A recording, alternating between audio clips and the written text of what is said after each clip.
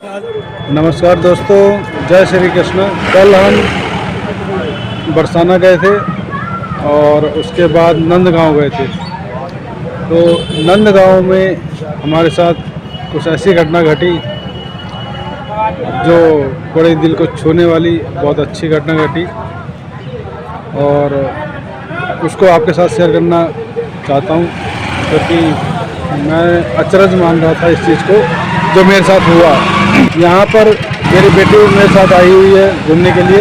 ब्रज का जो इलाका है यहाँ पर हम लोग घूम रहे हैं, अलग अलग क्षेत्र में घूम रहे हैं। गोवर्धन घूमा, बरसाना घूमा, नंदगांव घूमा, कामा घूमा।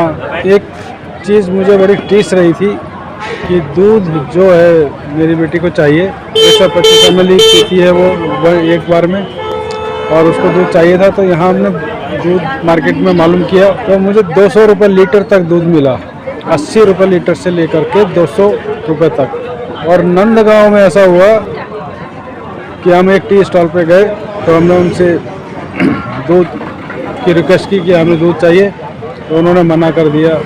फिर उन्होंने नज़र दौड़ाई, पीछे मेरे बेटी खड़ी थी तो बोला क्या बेटी के लिए चाहिए, बच्चे के लिए चाहिए? मैं हाँ, बच्चे को दूध चाहिए पीने के लिए। तो कह रहे ठीक है, हम दे देंगे। मैं कहा अच्छी बात है। फिर क्या हुआ, उन्होंने दूध गर्म करके गुनगुना करके हमको दे दिया। अब बेटी ने दूध पी लिया तो फिर मैंने पेमेंट के लिए बोला उनसे।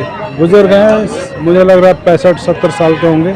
मैंने कहा बाबा जी दूध का कितना चार्ज दें? तो उन्होंने बोला हम कोई चार्ज नहीं लेंगे, हम कोई इसका दाम नहीं लेंगे। मैंने क्यों? बोले ये बाल स्वरूप है, कन्हैया स्वरूप है, कान्हा स्वरूप है।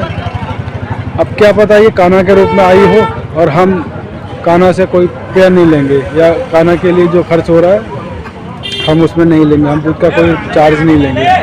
तो मुझे बड़ा आश्चर्य हुआ कि बच्चे को दूध मुझे पिलाना होता था तो मैं कहता था कि भाई ये मेरे पास बोतल है 125 ml की, इसे भर दो। कहते नहीं, हम इतना नहीं देंगे, हम अपने हिसाब से देंगे, एक गिलास देंगे, वो थोड़ा ज़्यादा होता है, और 50 रुपये देंगे, 80 रुपये देंगे, 70 रुपये देंगे। ऐसी ऐसी कहानियाँ हमें सुनने को मिली और हमने उसको चार्ज दिया भी।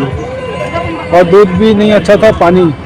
लेकिन इन्होंने जो दूध दिया बहुत अच्छा दूध था और 1 रुपया भी नहीं दिया। बोले कि अगर आपने हमसे कुछ खरीदा या आपने हमसे कुछ लिया तो हम 1 रुपया भी नहीं छोड़ेंगे, वो लेंगे। लेकिन बच्चे के लिए आप मांग रहे हो तो ये कान्हा स्वरूप है, हम नहीं लेंगे, क्योंकि ये हो सकता है क्या पता कान्हा आए हों इसके रूप में। इसको खिलौना दे दो उसको पकड़ लेगा, जो चीज दे दो उसको पकड़ लेगा।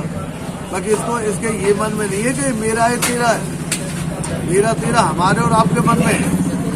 और जिसके जब पाप नहीं है वह ठाकुर जी का निवास है। ठाकुर जी का निवास है तो वहाँ तो पैसे का कोई काम ही नहीं। ठाकुर जी का निवास है तो वहाँ पे फिर पैसे का क्या? जब साक्षात है तो फिर लक्ष्मी नारायण है तो फिर जरूरत क्या है? बच्चे का तो आपका क्या, किसी का भी बच्चा हो, मैं पैसा नहीं दूँ। हाँ, आपसे यदि 1 रुपये का सामान लिया आपने तो मुझको चाहिए, और इसके लिए क्या चाहिए, इससे कुछ मुझको मतलब नहीं। तो मुझे बड़ी अचरज लगी कि ऐसे भी लोग हैं, एक बच्चे को ऐसा मानते हैं। फिर हमने उनसे रिक्वेस्ट की कि हमारे लिए चाय बना दीजिए। फिर पापा, मैं और मेरी मिसेज ने चाय पी और उनको धन्यवाद दिया। और साथ साथ एक और चमत्कार सही हुआ, मुझे तो चमत्कार ही लग रहा है कि हम जब मंदिर में गए नंदगांव में और नंद भवन पहुँचे जब, तो हमारी बेटी अटखेलियाँ करने लगी। उसकी अटखेलियाँ मैं आपको दिखाऊंगा। मुझे लगा कि जैसे श्री कृष्ण जी खुद आ गए हों और खेल रहे हों। उस समय भाव विभोर हो गया। एक तरफ मैं दूध के लिए रिक्वेस्ट किया था, उन्होंने मना कर दिया, फिर अपने मन से दिया, उसका दाम भी नहीं लिया। और एक तरफ ऐसा भी एक्सीडेंट हुई है, 200 रुपये से नीचे नहीं मिलेगा, 200 रुपये लीटर लेना पड़ेगा, तो लिया भी।